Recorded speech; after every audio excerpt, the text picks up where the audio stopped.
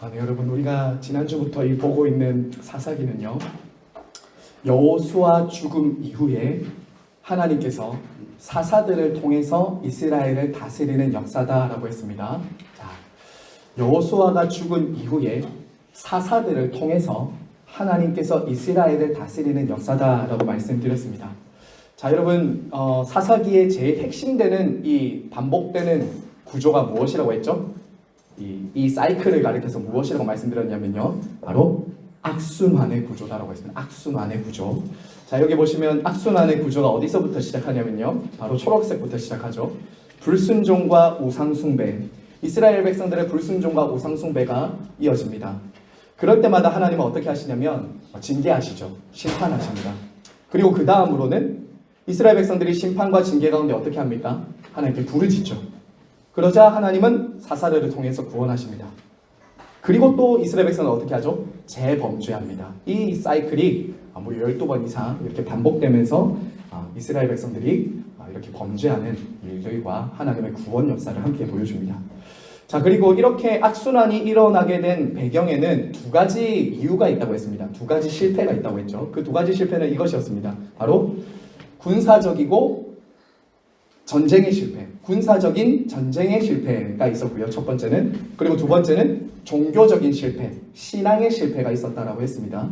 그러니까 앞서 나온 이 악순환의 고리를 계속 돌 수밖에 없었던 이유는 이 두 가지의 실패 때문인데, 첫 번째는 군사적인 실패, 전쟁의 실패였고요. 두 번째는 신앙의 실패, 종교의 실패였습니다. 근데 이 두 가지는 하나라고 말씀드렸죠. 그렇죠? 전쟁에 실패한 이유는 그들이 힘이 없어서가 아니라, 가나안 족속들이 강했기 때문이 아니라 그들이 하나님을 믿는 믿음이 없었기 때문에 그 일부의 족속들을 내버려 둠으로 그들에게 결국 그것이 가시가 되었다라고 말씀을 드렸습니다. 자, 여러분, 이스라엘 백성들이 가나안 족속들과 싸울 때 처음에는 잘했다고 했죠. 여호수아가 살았던 그 시대 동안은 이스라엘 백성들이 가나안 땅의 전쟁을 잘했습니다. 그런데 여호수아가 죽자마자 어떻게 했습니까? 급격하게 신앙에서부터 멀어지는 이스라엘 백성들을 보게 됐죠. 이들은 가나안의 족속들을 다 쫓아내지 않았습니다. 그래서 1장에서 제일 많이 나온 단어가 무엇이었죠? 1장에서 제일 많이 나온 단어는 쫓아내지 아니하였으며, 이게 8번이나 나옵니다. 이스라엘 백성들이 약해서 쫓아내지 못한 게 아니라고 말씀드렸죠. 하나님을 신뢰하고 순종하면 하나님은 그 가나안 땅을 주신다고 약속하셨습니다. 그런데 그들은 어떻게 했습니까? 영적인 안일함, 영적인 교만, 적당히 타협하면서 자기 생각, 자기 수준, 자기 방식대로 하나님 말씀을 적당히 타협한 거예요. 그렇게 해서 결국에는 남겨진 그 가나안 족속들로 인해서 자기들이 괴롭힘 당하게 되고 가나안 땅을 온전히 안식을 주지 못하는 그런 일들이 일어나게 됐죠. 그리고 오늘 말씀에서도 보시다시피 그 가나안 남겨둔 족속들로 인해서 우상숭배가 들어옵니다. 이스라엘 백성들에게. 그래서 결국에는 믿음의 전쟁을 실패하게 된다라는 것을 보았습니다. 자, 이것을 우리에게도 적용시켰죠. 지난주에 우리에게도 적용시키면서 뭐라고 말씀드렸냐면, 우리가 하나님이 주신 사명, 하나님이 우리에게 싸우라고 하신 그 믿음의 전쟁을 포기할 때부터 어떤 일이 일어나냐면 우리 안에도 가나안화가 시작된다고 해요. 가나안화. 우리 안에 있는 죄악된 습관, 미움, 교만, 우리가 믿음으로 정복해야 될 것들이 있는데 그것을 그대로 내버려 두면 그만큼 하나님의 다스림이 아니라 가나안과 세상과 죄의 다스림을 받게 된다고 해요. 그러면서 우리도 가나안화, 세상화가 되는 것입니다. 자, 이런 악순환의 고리 속에서 하나님은 그래도 자기 백성들을 구원하시고자 사사들을 보내셨죠. 사사들을 보내신 이야기가 우리가 지난주까지 보았던 얘기고요. 이 악순환을 선순환으로 바꾸기 위해서 하나님이 사사들을 보내시고 백성들을 구원하시고자 하셨는데, 여러분, 뒤로 갈수록 사사들의 수준이 어땠습니까? 사사들의 수준은 점점 떨어졌습니다. 오늘 우리가 전체 구조를 보겠지만 아비멜렉 때부터는, 기드온과 아비멜렉 때부터는 점점 더 떨어집니다. 그러면서 결국 이 사사기가 보여주고 가리키는 것은 누구냐? 온전하고 참된 사사이신 예수 그리스도를 가리키는 것이 바로 이 사사기 전체가 주는 내용이다라고 해서 우리가 룻기서와도 함께 마지막으로 연결해서 보았습니다. 자, 그러면 이제 오늘부터 본격적인 이 악순환의 고리 첫 번째를 우리가 좀 이제 살펴보려고 합니다. 여러분, 이 가나안 족속들이 그 가나안 땅에 남겨지게 된 이유가 무엇인가? 우리가 이걸 좀 오늘 먼저 보면서 시작하려고 합니다. 여러분, 하나님께서 이방 민족들을 완전히 멸하지 않고 남겨두신 이유가 무엇인가? 우리가 이 질문을 좀 먼저 답을 좀 하고 시작을 하려고 합니다. 여러분, 왜 가나안 족속들이 이스라엘 백성들 앞에 온전히 정복되지 못하고 남겨지게 된 것일까요? 왜 그렇게 된 것일까요? 앞서 보았듯이 그것은 전적으로 이스라엘 백성들의 불신앙과 불순종 때문이었습니다. 온전히 하나님의 말씀에 순종하지 않는 그들의 불신앙과 불순종이 이방 민족들이 남겨진 이유였어요. 자, 그런데 말입니다, 여러분. 오늘 말씀해 보시면 하나님이 그들을 남겨두신 것처럼 말하고 있어요. 여러분 3장 1절 한번 보세요. 3장 1절 2절 보세요. 먼저 2장 22절부터 23절 보실까요? 앞장으로 한 장만 넘기셔서요. 2장 22절 23절 한번 같이 읽겠습니다. 시작. 이는 이스라엘이 그들의 조상들이 지킨 것 같이 나 여호와의 도를 지켜 행하나 그들을 시험하려 하냐. 23절도요. 여호와께서 그 이방 민족들을 머물러 두사 그들을 속히 쫓아내지 아니하셨으며 여호수아의 넘기지 아니하였더라. 자, 그리고 여러분 3장 1절도 보시면 동일한 이야기가 이루어지죠. 하나님께서 가나안의 모든 전쟁들을 알지 못하는 이스라엘을 시험하려 하시매. 여러분, 원래 원인은 무엇이었습니까? 이스라엘 백성들이 그 땅을 온전히 정복하지 못했기 때문이잖아요. 그런데 2장 22절과 23절 그리고 3장에서 보면 뭐라고 하냐면 하나님이 그들을 남겨두셨다라고 말하죠. 그리고 그 이유는 시험 때문이다라고 말합니다. 시험하려고. 그들을 시험하려고 했다라고 말하죠. 자, 이 말은 이런 뜻입니다. 하나님께서 그들이 쫓아내지 못한 이방 민족들을 남겨두심으로 그들이 하나님을 의지하고 그 땅을 온전히 정복하는가, 아니면 하나님을 온전히 믿고 신뢰하지 않고 전쟁에서 뒤로 물러나나, 이것을 시험하려고 하셨다고요. 그들을 남겨두심으로. 제가 조금 더 쉽게 한번 설명해 볼게요. 여러분, 우리가 학교나 학원에서 시험을 치지 않습니까? 시험은 선생님을 위한 건가요? 학생을 위한 건가요? 학생을 위한 거죠, 당연히. 선생님은 학생들에게 시험을 내는 이유는 학생들의 수준이 얼마나 되는지를 알기 위해서 이 시험을 냅니다. 이스라엘 백성들에게 하나님이 시험하셨다라는 것은 지금 이들이 하나님께서 명령하신 대로 이 전쟁을 정말 믿음으로 수행할 것인가, 하지 않을 것인가, 하나님은 그것을 보기를 원하셨던 거죠. 사실은 하나님은 사람을 시험하지 않으셔도 다 압니다. 그렇지 않습니까? 하나님이 모르시는 게 어디 있어요? 하나님은 시험하지 않아도 안다고요. 그러면 시험의 테스트의 수혜자, 테스트를 해야 되는 사람은 누구입니까? 나죠. 하나님은 시험하지 않아도 우리를 아십니다. 그런데 시험을 통해서 누구를 알게 돼요? 나의 수준을 알게 되죠. 나의 현재 영적인 상태를 알게 되죠.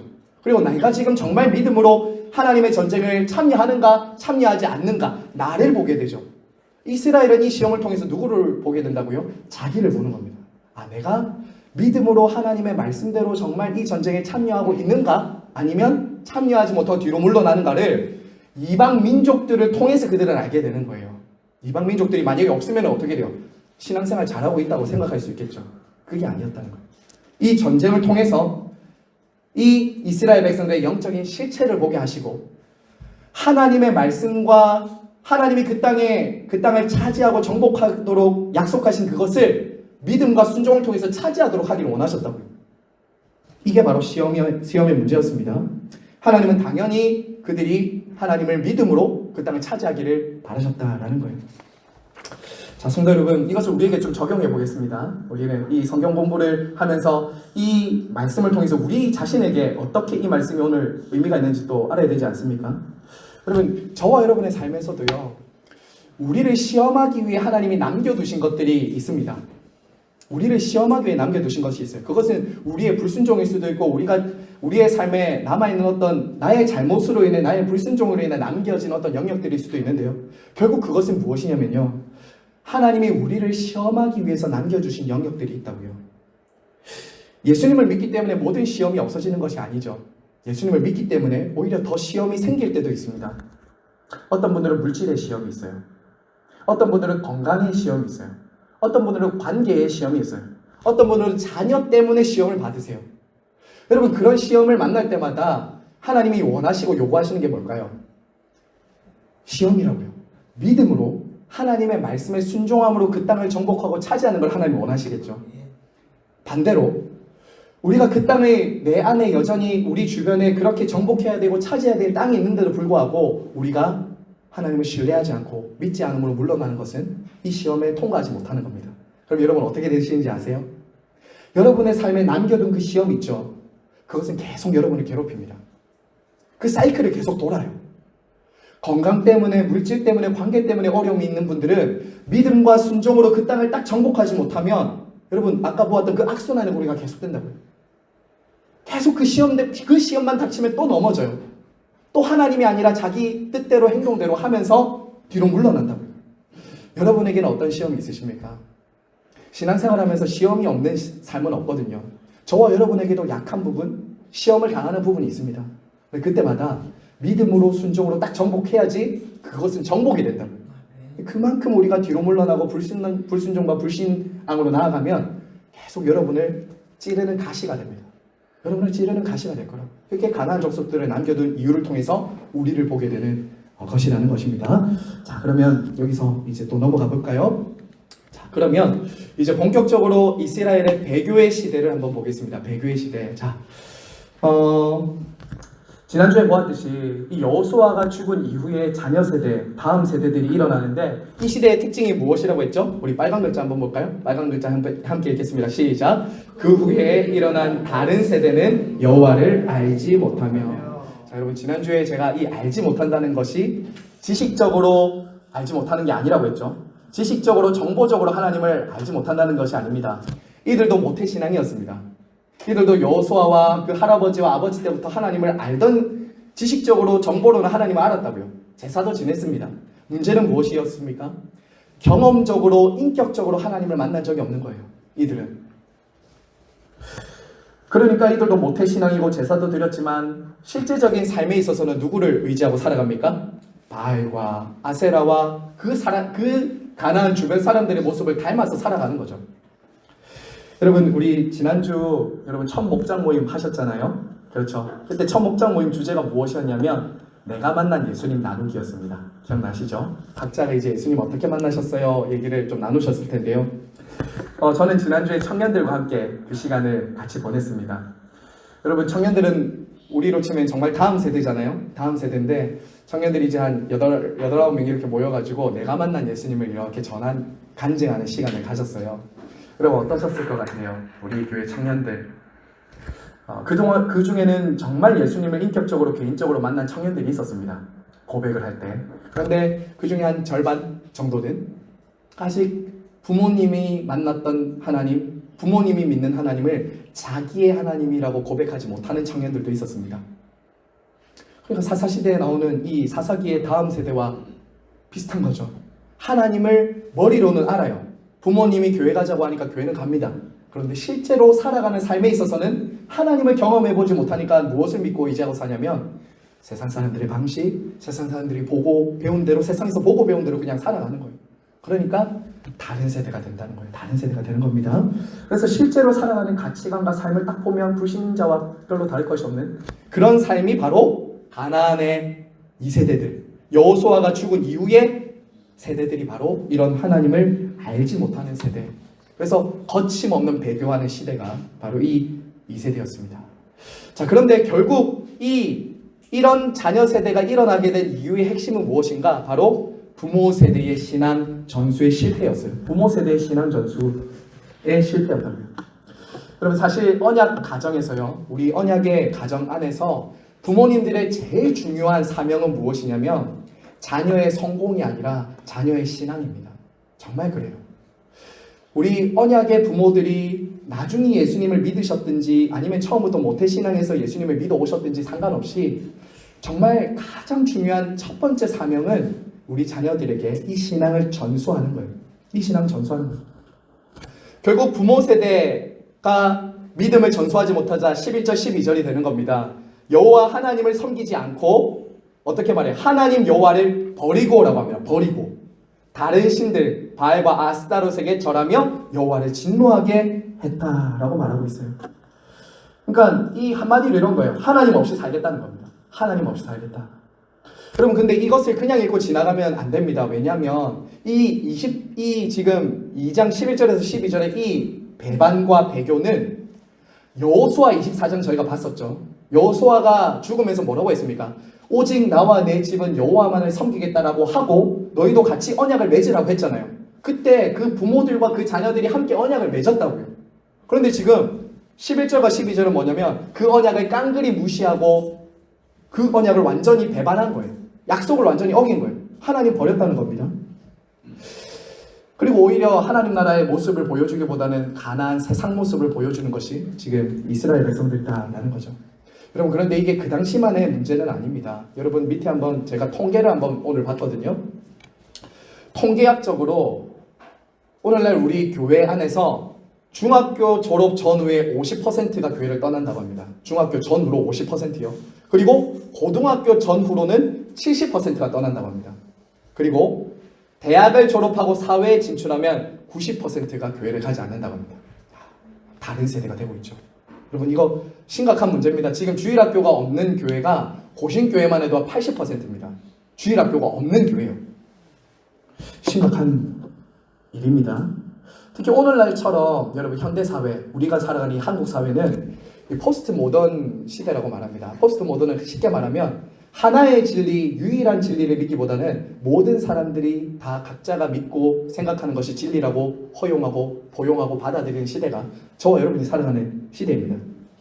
그리고 오로지 현세에만 관심이 있어요. 현세, 이 땅, 지금, 저기 천상 말고 현재, 영원한 것 말고 물질적인 것, 이런 것에만 관심을 많이 두는 시대라고요. 그게 저와 여러분의 자녀들이 사는 시대입니다. 자녀들이 살고 있어요.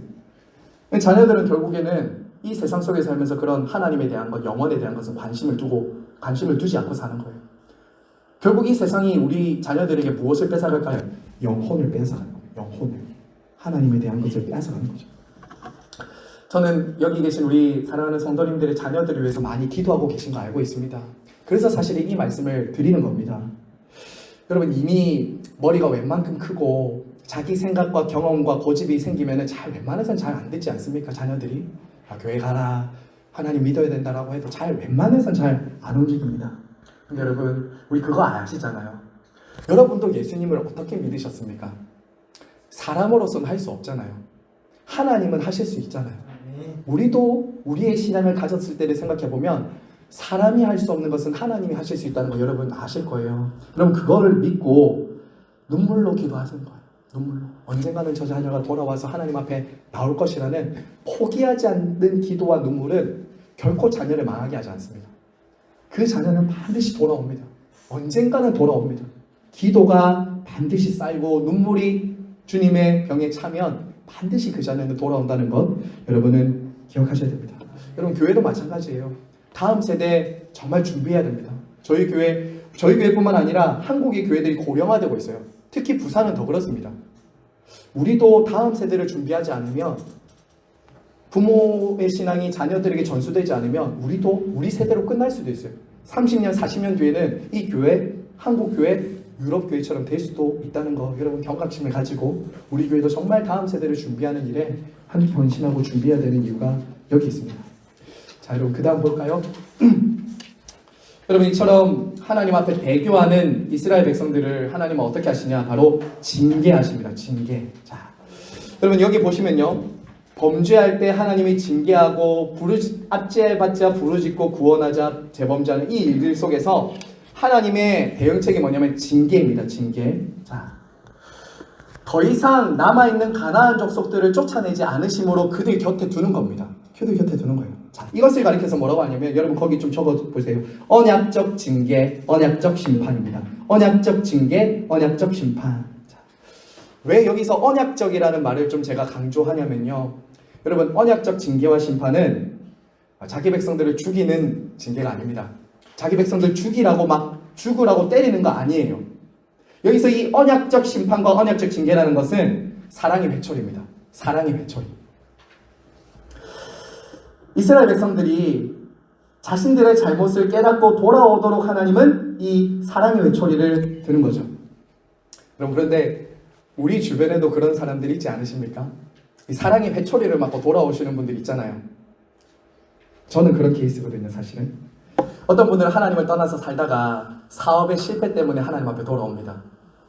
어떤 분들은 하나님을 잘 믿다가 세상으로 나간 분들 중에서는 질병으로 하나님 앞에 돌아오기도 합니다. 그렇죠? 주님께 두 손 들고 돌아오는 거예요. 하나님을 떠나서 한번 살아보고 싶었는데 하나님이 딱 징계하고 간섭하시는 거죠. 사실은 그것은 은혜예요. 하나님은 그 가운데 그냥 내버려 두시는 게 진짜 심판이고 진짜 저주이지, 하나님이 만약에 무슨 징계를 통해서 우리를 돌아오게 하신다면 그건 은혜예요. 그렇죠? 은혜예요. 오히려 회개할 기회를 얻었기 때문에 다행인 것이죠. 그것을 우리가 볼 수 있는 게 그거잖아요. 이렇게 반복적으로 하나님께 범죄하면 한 대여섯 차례 때리다가 그냥 죽으라고 버려도 될 것 같은데, 하나님이 그때마다 뭐 하시냐면 부르짖을 때마다 구원하세요. 부르짖을 때마다 구원하세요. 이 사이클을 돌다 보면 이만하면 하나님이 좀 다른 민족을 통해서 내가 저 사람을 통해서 구원하겠다 하셔도 될 만한데, 하나님은 부르짖을 때마다 구원하신다고. 이게 바로 언약입니다. 언약. 끊어지지 않는 것이 언약이라고요. 인간 편에서는 끊었는데 하나님 편에서는 끊지 않는 것이 언약이라고요. 관계라고요. 이게 참 감사한 일이죠. 그런데 우리가 여기서 이 사이클을 보면서 또 하나 좀 주목해서 볼 것은 이것이죠. 이스라엘 백성들이 그러면 하나님께 부르짖은 것은 참된 회개인가? 참된 회개였을까요? 아니죠. 맞습니다. 이스라엘 백성들이 회개한 것은 그들의 죄에서 돌이켰다기보다는 잠깐 그들을 괴롭히는 문제로부터 벗어나고 싶어서 하나님께 구한 거예요. 그렇죠? 그게 아니라면 이런 죄악된 사이클을 돌지 않았을 것입니다. 우리가 이것을 계속 좀 실생활과 우리의 삶과 좀 적용시키면, 여러분 그런 사람들도 있죠. 하나님 앞에 건강이 무너져서 하나님 앞에 주여 저를 건강만 좀 하게 해주시면 제가 주님을 위해 살겠습니다 라고 했던 사람이 그 건강 주시니까 하나님 그걸로 뭐합니까? 또 좀 돈 벌어야 봐야지 하면서 또 하나님 떠나죠. 질병 때문에 하나님 앞에 부르짖어서 하나님 좀 살려주이소 했던 그 사람이 어떻게 합니까? 다시 돌아와서 하나님이 주신 건강으로, 그 건강으로 다시 죄 짓고 살아가죠. 이런 어떤 악순환의 반복은 어떤 이스라엘 민족들만의 문제가 아니라 사실은 저와 여러분, 어쩌면은 죄악 가운데 사는 우리 인생들의 문제와도 같은 거예요.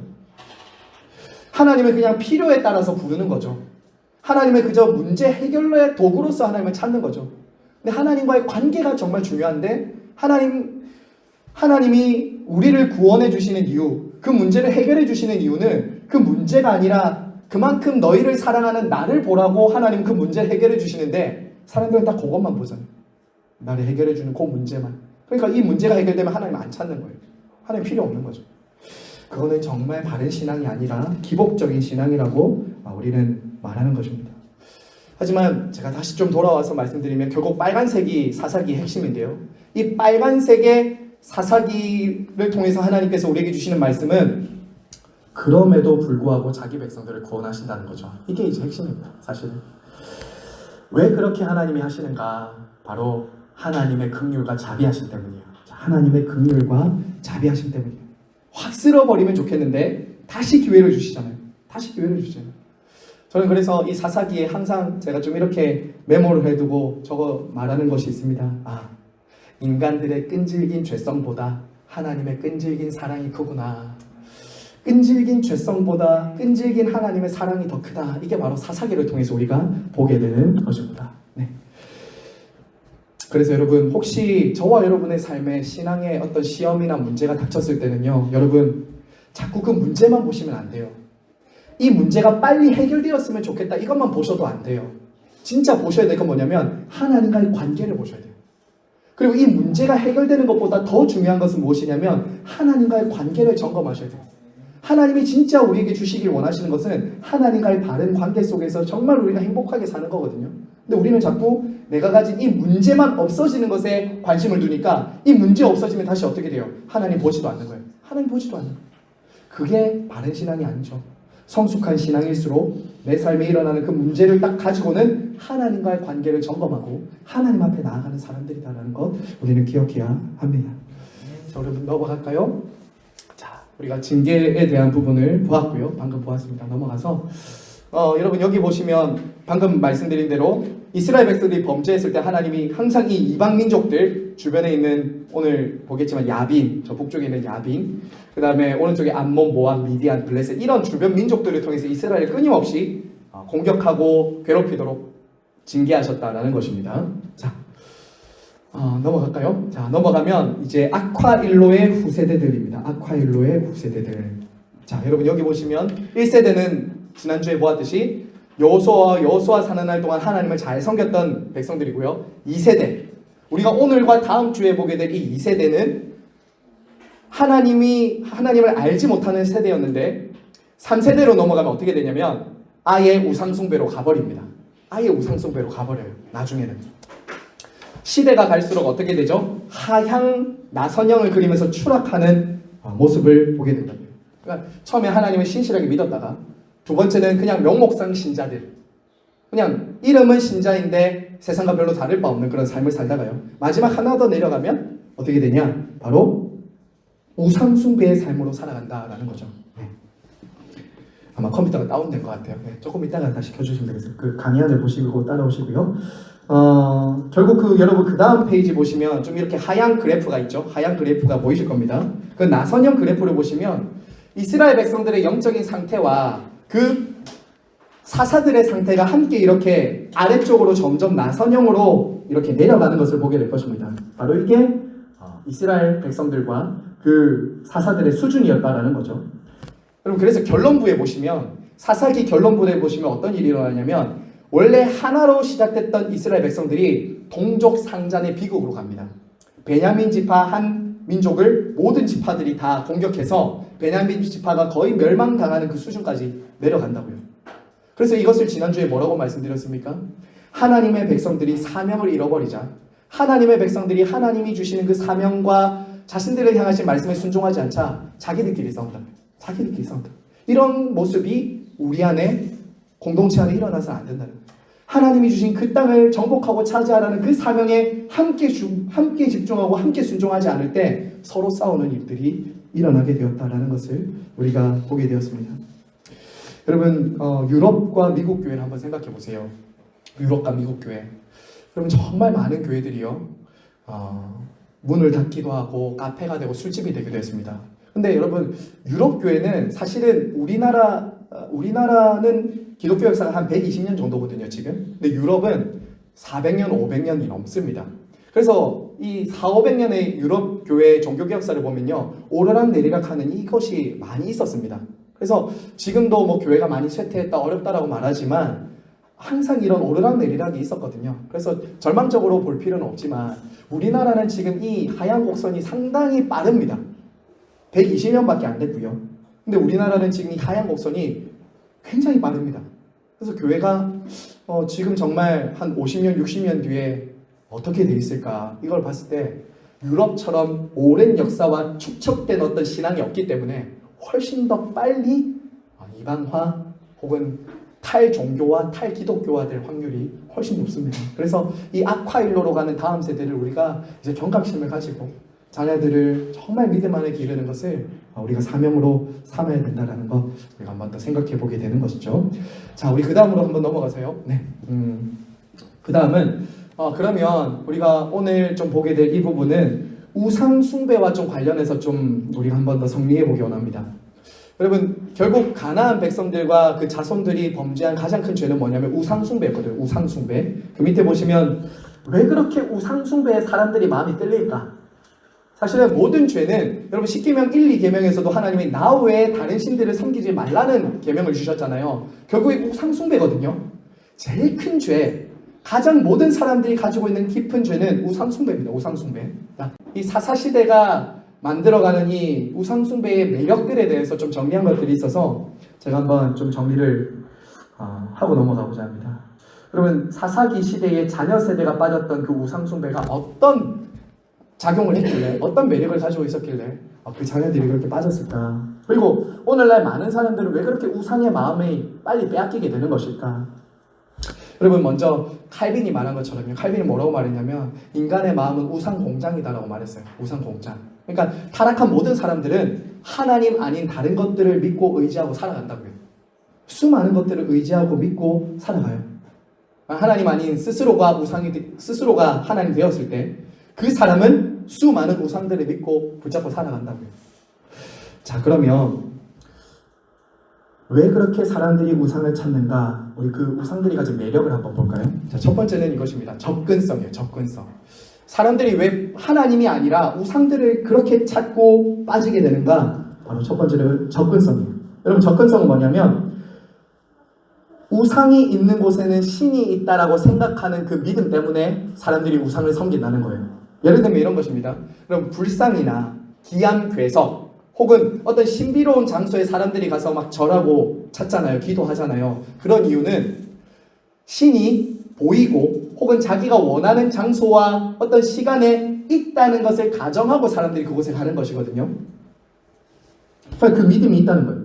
손쉽게 내가 다가갈 수 있는 거죠. 신에게 내가 가면 신은 나를 만나준다는 그런 믿음이 딱 전제되어 있는 거예요. 그래서 모든 종교는 사실은 사람이 신을 찾아갑니다.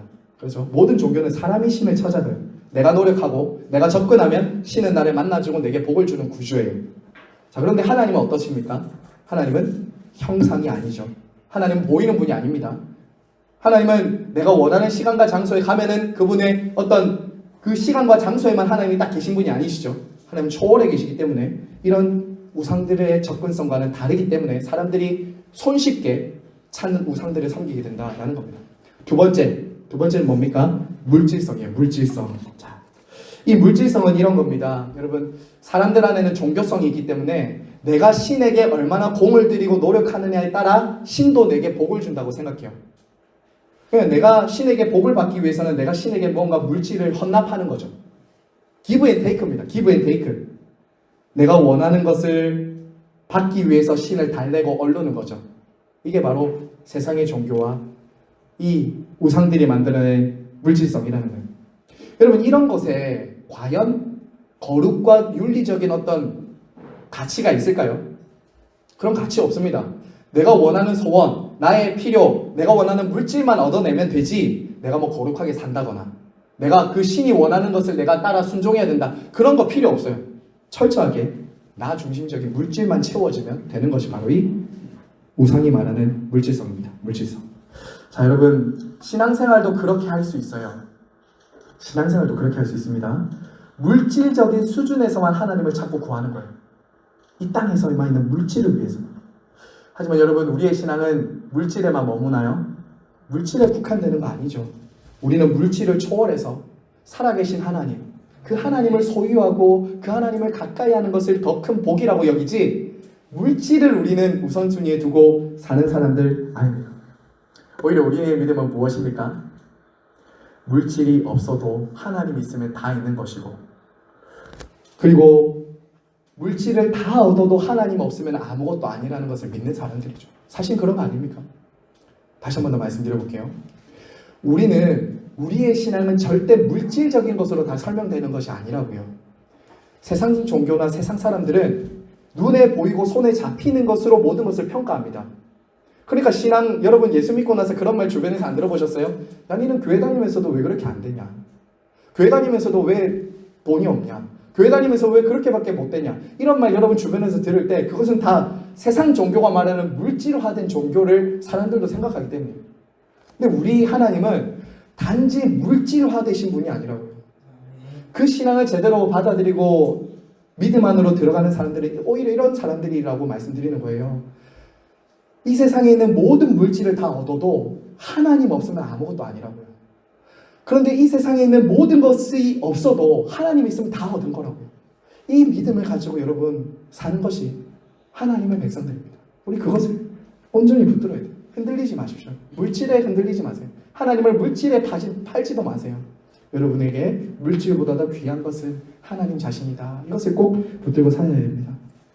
자, 여러분, 세 번째 편리성입니다. 자, 이제 좀 간단하게 설명하면서 넘어갈게요. 여러분, 편리성은 이런 겁니다. 내가 원하는 곳, 언제 어디서든지 우상은 다가갈 수 있는 거예요. 내가 원하는 시간, 내가 바라는, 내가 편하게 원할 때마다 그 신을 불러낼 수 있어요. 그래서 어떤 사람은 집에 신주단지 같은 거 모셔놓기도 하고, 아니면 내가 원할 때, 급할 때 그냥 이렇게 찾기도 하는 거죠. 그러니까 편리성이 있어요, 우상에는. 이것을 좀 오늘날의 시대에 제가 좀 적용해 볼게요. 여러분, 교회에 나오지 않고도 하나님을 믿는다는 사람이 점점 많아지고 있습니다. 아세요? 지난주에도 제가 미용실에 갔었는데요. 그 미용실 원장님의 아내가 예전에 참 교회를 잘 다녔는데 교회를 다니지 않는다는 거예요. 근데 하나님은 믿는데요. 교회를 안 다니는 하나님 믿어요. 코로나 이후에 사람들 때문에 상처받기 싫어서 편하니까 유튜브로 그냥 예배 드리는 거예요. 이 편리성이 오늘날 교회 안에도 들어와 있습니다. 어떤 분들은 사람과의 관계 때문에 상처받아서 교회 안 나오고 싶어요. 교회 가니까 자꾸 봉사하라고 하고 이것저것 헌신하라고 나 그거 싫어서 나는 안 하고 싶어요. 근데 그 중심에 뭐가 있는 거예요? 편리성이죠. 내가 불편하고 내가 힘들다는 거예요. 그 속에도 사람들 안에도 하나님을 믿는다라고는 말은 하지만 그 속에는 사실은 자기 자신이죠. 자기 자신의 편리성이 우상이 되어 있는 거예요. 자기가 원하는 종교적인 만족만 얻고 다른 건 안 하겠다는 거예요. 이게 편리성이에요. 어디서나 내가 원하는 곳에서는 하나님 예배할 수 있다. 이 편리성이 지금 교회 안에도 많이 들어와 있어요. 심지어 코로나 이후에 한 200에서 300만이 아직도 교회를 안 다닌다는 그런 통계도 나왔습니다. 200에서 300만이. 놀랍지 않습니까? 이만큼 유튜브나 영상 매체 이런 것이 너무 발전해 있다 보니까 집에서 예배 드리는 거예요. 그러나 하나님 있습니다. 편리성이죠. 편리성. 저는 제가 아는 분들도 그런 분이 계시지만요. 모든 그분들을 정죄하거나 비난하고자 함이 아니라 그 자리에 머물러 있으면 안 된다는 거죠. 그 자리에 머물러 있으면 안 돼요. 혹시 여러분 주변에 그런 분 계시면 정말 건전하고 바른 신앙 안으로 들어올 수 있도록 기도하고 도와드려야 되는 것이죠. 자, 여러분 네 번째 볼까요? 네 번째는 대중성입니다. 대중성.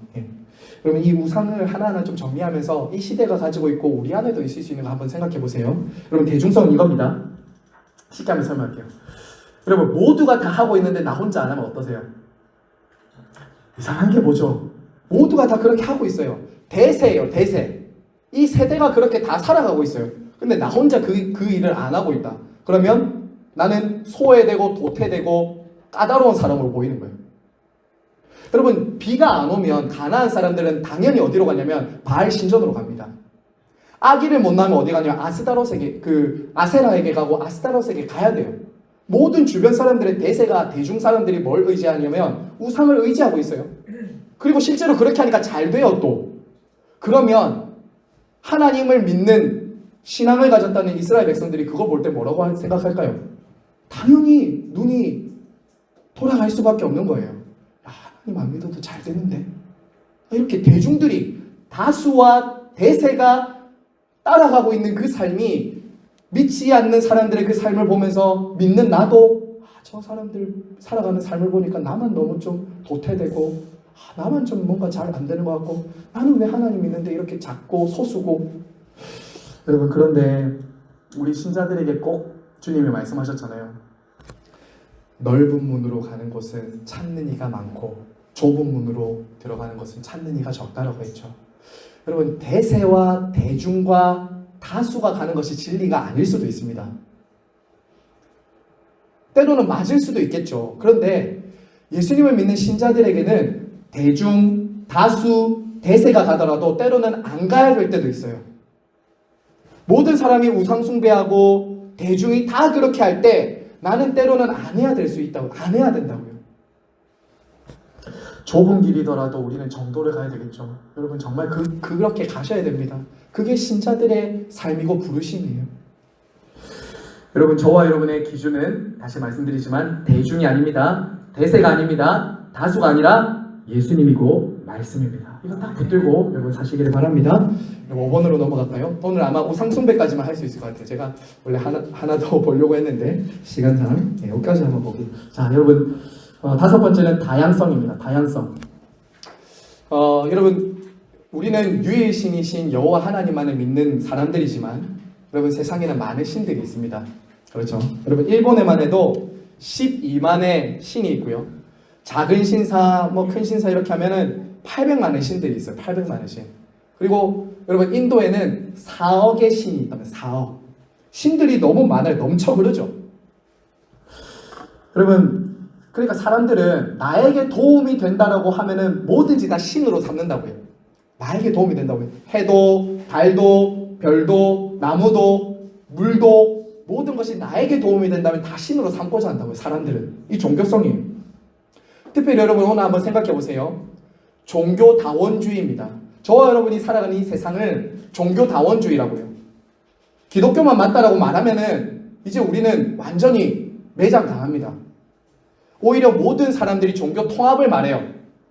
너도 맞고 나도 맞고 우리 다 맞다. 모든 길은 하나로 통한다. 이런 것을 훨씬 더 사람들이 좋은 미덕으로 생각한다고요. 이런 데 있어서 우리가 이것만이 진리, 이것만이 유일해 라고 하고 타협하지 않으면 우리는 정말 이 다양성을 존중하는 시대 속에서 굉장히 편협한 사람이 됩니다. 정말 그래요. 오늘날 시대가 그렇습니다, 여러분. 내가 옳다는 거, 내 신앙만 주장하면 나는 그때부터 많은 공격을 받게 되는 시대예요. 이것은 개인뿐만 아닙니다. 사회도 그렇고요. 국가도 그렇고 점점 이렇게 바뀌어가고 있어요. 다양성을 다 존중해야 되니까 너희 종교, 너희가 믿는 진리만이 옳다고 말하지 마. 그것은 아주 저급한 거고 떨어지는 거예요. 이렇게 말한다고. 여러분, 저는 이런 세상을 보면서 이런 질문을 제가 실제로 새가족반 들어가서 받기도 했었습니다. 성도님께. 저는 우리가 믿는 이 진리는 모든 다른 종교들을 비난하고 정죄하고 이런 진리라고 생각하지는 않습니다. 다양성을 우리도 존중합니다. 하지만 다양성을 존중하지만 성경이 말하는 유일한 진리와 구원에 있어서만큼 타협할 수가 없는 거죠. 그렇죠? 다른 종교에도 구원이 있습니다. 우린 그건 받아들일 수가 없는 거예요. 왜냐하면 성경에서 하나님께서 구원은 오직 하나님과 우리 주 예수 그리스도께만 있다고 말씀하셨기 때문에 다양성을 거기서도 존중하고 주장할 수는 없어요. 우리가 오직 구원은 하나님께 있습니다라고 주장을 할 수밖에 없는 거죠. 성경이 그렇게 말합니다. 만약에 그런 논쟁에 여러분이 휘말리게 된다면 싸우지 마시고 이렇게 말하는 거예요. 저도 당신이 믿는 믿음에 대해서 존중합니다. 하지만 제가 믿는 믿음, 성경은 구원이 오직 예수 그리스도께 있다고 말합니다. 친절하게 싸우지 말고 네가 많이 내가 많이 거기서 싸울 필요가 없어요. 그 사람의 믿음과 그 사람의 신앙에 대해서 존중은 하지만 인정할 수 없는 부분은 딱 인정하지 않고 기도하면서 때로는 성경의 이야기를 가지고 그 사람과 딱 얘기를 할 수 있어야 되는 것이 오늘날 저와 여러분이 살아가는 세상입니다. 세상이. 자, 여러분 다음 넘어갈까요? 자, 가시성이 있죠. 우상들 여러분 저기 넘어가는 울산 넘어가는데 엄청 큰 불상이 있더라고요. 보니까 뭐죠?